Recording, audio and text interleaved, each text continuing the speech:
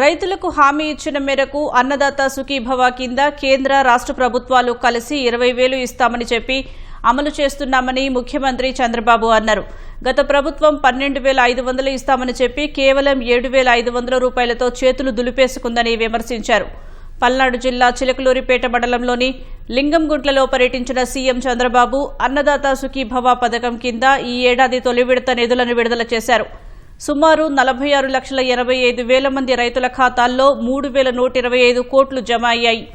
ఇందులో అన్నదాత సుఖీభవ కింద రాష్ట్ర వాటా 2,343 కోట్లు కాగా పీఎం కిసాన్ యోజన కింద కేంద్ర వాటా 782 కోట్లు.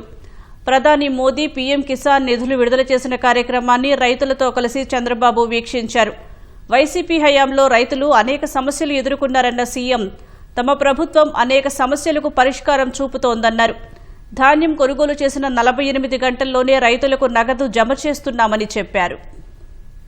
343 కోట్ల రూపాయల రాష్ట్రం వాటా, కేంద్రం వాటా 782 కోట్లు, రెండు కలిపి 3,125 కోట్లు.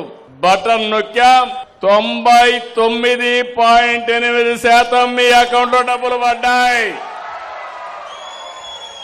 కేంద్రం రాష్ట్రం 20,000 రూపాయలు ఇస్తామని చెప్పి మాట నిలబెట్టుకున్న ఎన్డీఏ ప్రభుత్వాన్ని గట్టిగా మీరందరూ కూడా అభినందించాల్సిన అవసరం ఉంది. గడిచిన ప్రభుత్వం విధ్వంసం, అది కూడా ఒక్కసారి గుర్తుపెట్టుకోవాలి. ఆ రోజు మీరు చూస్తే 12,500 ఇస్తామని 7,500 చేతులు దులుపుకున్నారు. వ్యవసాయం అనేక సవాళ్లు ఎదుర్కొంది, చాలా సమస్యలు వచ్చాయి. ఇప్పటికి కూడా సమస్యలన్నీ కూడా తీర్చామని నేను చెప్పడం లేదు. ప్రపంచమంతా ఈ సమస్యలు ఉన్నాయి, మనకు ఆ సమస్యలు ఉన్నాయి. రైతన్నకు అండగా ఉన్నాం.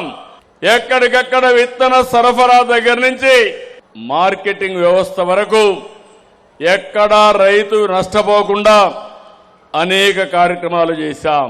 ఒకప్పుడు 6 నెలలు కూడా మీరు ధాన్యం వేస్తే డబ్బులు ఇచ్చేవాళ్ళు కాదు.